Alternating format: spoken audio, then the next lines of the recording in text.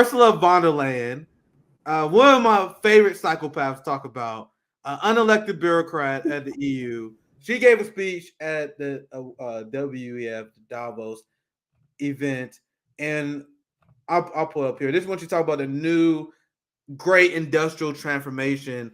And Klaus Schwab is the one, I believe, who coined the term the fourth industrial revolution that they're planning that you have no say in. You own nothing, you will like it. Those are the people that they plant these reports and post in the Washington Post and other capitalist media where they say, you know what? Studies find that eating bugs is not that bad. That probably should be the future. Just planting stuff out there. Get ready to eat bugs. Get ready not to own anything. That's the new industrial revolution that they're prepared for. So let's hear from her. She's another psychopath who easily could be a villain. Like whenever I hear her speak, I get chills down my spine. I mean, like these are the men. Like growing up, if you heard the man, like I think of Klaus Schwab and Ursula von der Leyen, the scariest white people we ever see in my life. I'm sorry, but let me. I will turn the audio on. Let's actually hear from her. Thank you for the $2, JM. I see you. Big shout to you there. But let's get into this video. Yeah, let's hear it from her. And the next decades will see the greatest industrial transformation of our times, maybe of any times. And those who develop and manufacture the technology that will be the foundation of tomorrow's economy will have the greatest competitive edge. So the scale of the opportunity is clear for all to see. So, like when you see these capitalists get together, talk about the new industrial transformation, that should make anyone nervous. This is them earlier talking about the planetary crisis and all this crisis that they don't have any solution for. But also, one big theme of this, not only them just getting around together, virtue signaling, talking about all these problems they're not going to solve, talk about this great industrial revolution that's going to happen that we are supposed to be excited for, even though they're essentially collecting, accommodating wealth, right? So let's show you some messaging regarding the Ukraine war. You had a lot of people at Davos event that was reinforcing their support because last year this was a very big theme as well. So let's hear this message. This is Sanna, and this is what they've been saying. Let's see. Click this. Let's click this one here. This is the Finnish Prime Minister. This is what I mentioned earlier, where she pledged her support for Ukraine. This person here is a psychopath. Like she's played a big role. I did a lot of great reporting on this, on getting Finland into NATO, which was purposely crossing a Russia red line and broke a contract and agreements that Finland had with Russia that spanned decades. This person, she probably, everyone on side of this new young female Finnish prime minister. She's probably this new era of progressive female leaders. Meanwhile, she's leading the charge for a never-ending war. You guys see how the liberals adjusted? I explained this on Jimmy as well.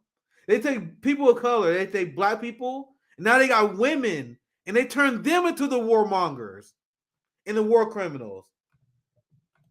So let me show this. I always gotta make sure. But think of the inclusivity, Nick. It's Slay Queen. They love that she's the one that get to drive us to World War III. Does it sound like these people have our interests at heart? Let's listen to this. We don't know when the war will end, but we have to make sure that it will end. Ukrainians win. I don't think that there's any other choice. If Russia would win the war, then we would only see decades of this kind of behavior ahead of us. I think other countries are looking very closely what is happening now in Ukraine.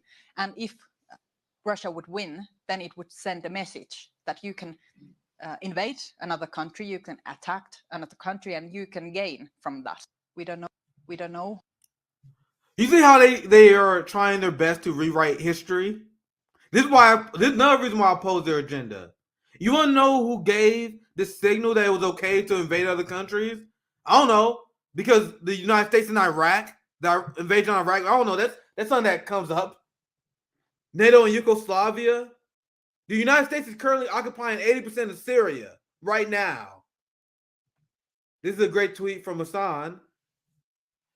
Wonder why she didn't mention the U.S. NATO invasion of Iraq, Afghanistan, Syria, and Libya. You also had the genocidal occupation of the Palestinian people by Israel. You guys see how this new axis of evil is, they are responsible for pushing this propaganda and trying to pretend that Russia is this unique threat, even though they are the biggest war criminals. They have the moral high ground over nobody. And remember, this is coming from, I still remember when she was first elected. They were like, oh my God, a new progressive female prime minister. Her in Sweden, they're both neocons that have been angling to get their countries into NATO despite left resistance.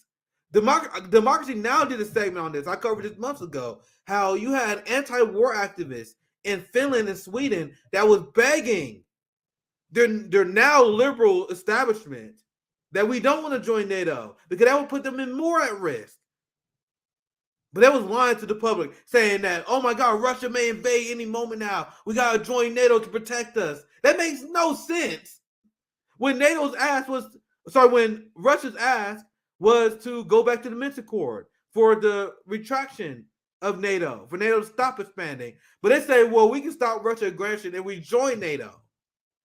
So anti-war activists in the left in Sweden and Finland, they understood it made no sense. But just like in the West, just like in the UK, you have Finland and Sweden that was bombarded with massive amount of propaganda, anti-Russian propaganda, pro-NATO propaganda, and then you still had like 50% of the country that was opposed to NATO expansion, and that was the anti-war left. One of them was featured on Democracy Now! Zoya, any response? I'm gonna show you guys. I think it would be a great time to play the clip I sent you from Lavrov to counter what she's saying. Oh yeah, let's play that. Let's play that. Good. Yeah, let's play that. I saw you sent that earlier. Let's see which one. It's right after you sent me the StreamYard link. All right, Zoya with the damn. You got a lot of the receipts there. We gotta go through all these eventually. Nick and Nike, Zoya's love. I'm probably gonna bug you on Wednesdays a lot. So this is Lavrov. And I saw transcripts of this. I actually never heard him say it, but we can read it out loud because I'm sure this is in Russian. Большинство европейских стран бросил их против Советского Союза. Yeah, this is in Russian. So I'll load the audio and read it out. So this is Lavrov. He said, like Napoleon, who mobilized almost the whole of Europe against the Russian Empire, like Hitler, who mobilized, captured, and mustered the majority of European countries, and threw them against the Soviet Union. Likewise, the United States formed a coalition with almost all Europeans. Zoya, isn't this exactly what I've been saying? Oh, yes. This is why Putin has a high approval rating. I actually heard you write his speeches, Nick. You said what? I heard you write his speeches since you're a Putin puppet. Yeah, you know, we saw a few troll comments that were like, RBN is a Russian troll farm. I'm like, what the fuck? It's only whenever you talk about facts in history, they gotta say you repeating Russia propaganda. Like, it's so obvious to anyone who is not their mind not completely colonized. And they don't share, and the mainstream media would never air this speech. They never air Putin giving his grievances about the West, lying to him over and over again, because their job is to keep people as uninformed as possible. They will just say Putin is evil, that he's some crazy dictator and tyrant, that against the will of the Russian people he launched a war against Ukraine, ignoring the fact that you had a Russian right that have been edging Putin to do this, that have been criticizing him for not going harder on the war. The reason why Putin has a 75%, 80% approval rating, depending on where you're looking at, is because Russians know their history. The Western world is being told that Putin woke up one day and randomly snapped. There's no historical that what Matt Dess wants you to believe. No historical context at all. Just Putin holding the country hostage. He just snapped one day. They're not trying. They are doing their best not to humanize the Russian people. There are people, and Zoya probably can speak on this more than I can. In Russia, everyone can link to a grandparent or a friend of a grandparent who died in World War II because of Nazis. We talk about absolutely. tens of millions of people, tens of millions of people who died fighting Nazis. They all linked it. They all can link. Anyone can link a family member. They're not even that long ago. And then you go a generation or two before that, you got Napoleon, the French invasions. So then the people before World War II, they could trace the people who died under Napoleon. So you got people who have this massive trauma of being invaded through Ukraine, and then people in the West is like, "Oh my God, Russia has no reason to be worried about European encroachment on their border. Get the fuck out of here! You guys want us to accept that?" And Russians are so well educated because under the Soviet Union, we had free education. So we were some of the most educated people on earth, factually speaking. And that's why propaganda won't work so easily on the Russian people. Meanwhile, our education is fucking ass. I had to throw out everything I ever learned in my entire life. Like once I like 21, 22, start learning shit, start realizing I had shit lib tendencies. I'm like, hell nah. Everything gotta go. Everything gotta. That's why I call it decolonizing your mind. Like I don't trust anything they say. Like that's my because when Americans hear NATO, a lot of Americans think, oh, peacekeeping troops. But in Russia, people know that NATO is what invades other countries. They know who bombed Yugoslavia. They know the consequences of NATO, and they know that they are anything but peacekeeping. So as they have NATO try to install weapons on their borders, they're forced to react. So let's finish this here. We only about 15 seconds in. This is good so far. I'll continue from here. He said, likewise, now the United States form a coalition with almost all Europeans. And this is before this, he brought up Hitler, who mobilized, captured, mustered the majority of European countries. He said now the United States is doing that. So let's continue from where he left off here. Let's see, what's the next one? Here we go. That are part of NATO and not only are also members of the European Union. And through Ukraine as a proxy, lead the war against our country.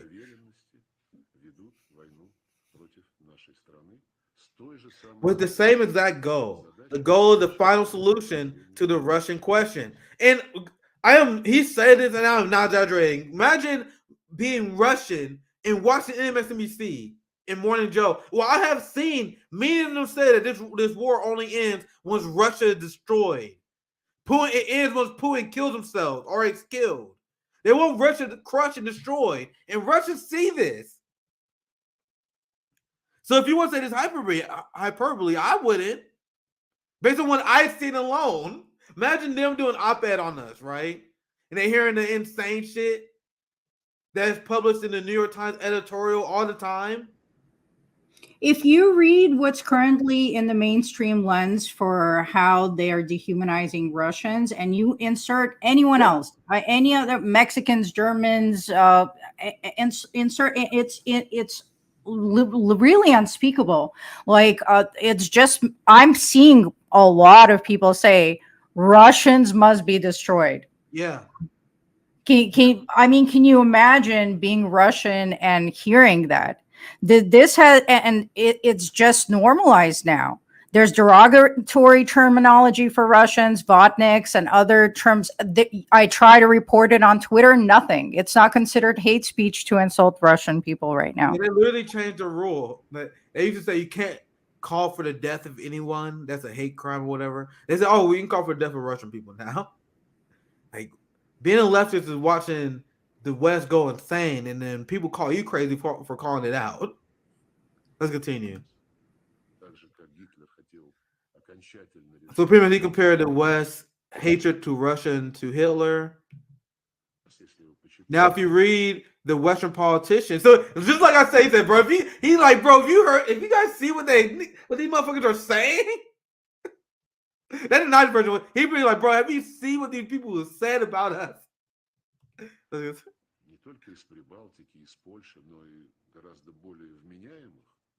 Они однозначно говорят, что Россия должна... He talking about how they say that Russia must suffer a strategic defeat. В некоторых... He talking about the publication? Yes, this is literally what I just said. In the publication, they literally call for the dismantlement of Russia too. This guy said they say it's necessary to decolonize Russia, which is true. I'm glad he said it because I do a lot of oppo for you guys, and I see it all the time. These unhinged takes by the people that share by the Morning Joe audience and the like. But what she said in the previous clip, I'm seeing a lot of that going around. A lot of politicians, they got their talking point that Russia cannot win, that Russia winning is somehow a threat to all of us, so Russia cannot be allowed to win. They're manufacturing consent to escalate, which, by the way, sending in Patriot missiles and right now training Ukrainians on American soil in Oklahoma to use those Patriot missiles. U.S. is also training Ukrainian troops, already thousands in Germany, and they're sending in Abrams tanks next, which are a highly offensive weapon. So all of this is leading to justify the escalation that's already been pre-approved. Yeah, and I want to show you guys this is Henry Kissinger going back to the World Economic Forum. We saw the Prime Minister of Sweden. We saw Finland saying that Russia must win. Doesn't matter how long it takes. Here, a war criminal who also get an invite to Davos. Like, doesn't matter. You see, there's like no morality involved here. You see how as long as you're loyal to our class, you're invited. This guy is like 25 years older than my grandpa was when he died. Like, these people live forever, man. This is the kind of shit that gives me hatred towards these people. The working class live young, die young. Meanwhile, people like Henry Kissinger will never fucking die. We stuck with Barack Obama for at least another 40 years, guys. Jesus fucking Christ. So let's listen to Henry Kissinger put us up. The United States has supported Ukrainian resistance, should continue to support, and if necessary, intensify its military support. Wow, this dude's barely alive, isn't he? Man, they need subtitles for this guy. This dude is literally fucking. He sounds like Darth Vader. This dude is fucking literally about to die any moment now. And I don't want to hear anyone you guys say I'm being mean. Fuck this guy. Man, they need subtitles for this. I can barely understand them. Until the ceasefire line. But this is what you sound like when you know you did unbelievable amount of evil. Like, this is like karma on your soul that transform your voice box. That make you sound like this. Like, you don't sound like this unless you're evil as fuck. I know a lot of old people. I'm sure you do. So I don't know one who sounds like fucking Darth Vader. No one. This is what pure evil does to you. It does something to your damn soul, man. It's either reached. I'm sorry. I literally read it. I didn't watch this. This is derailing the whole part of the statement. This is hilarious. This guy he sounds like clearly an evil, like vampire almost. Like, Jesus fucking Christ. It's surreal. Between him and Klaus Schwab, is like they really get into the character. They really must love the disdain that the working class have for them. Were accepted in some preliminary discussions before this war. I was opposed to membership of Ukraine. Okay, so this explains a lot, because I was wondering, because Kissinger said that Ukraine shouldn't join NATO before the war, and now he gave a speech and said that they should. Now he's about to explain it. So let's listen to this part. The check cleared. The check cleared, yeah. So if you guys didn't hear that part, this is the part I really want to hear, because I want to hear him explain why he had a change of heart, even though we know this guy not really a good faith actor. Let's listen. In NATO, because I feared that it would start exactly the process that we are seeing now. Now that this process has reached this level. The idea of a neutral Ukraine under these conditions is no longer meaningful. And at the end of the process that I described, it ought to be guaranteed by NATO in whatever forms NATO can develop. But I believe Ukrainian membership in NATO would be an appropriate outcome. Someone puts this man down a flight of stairs, man. Come on, man.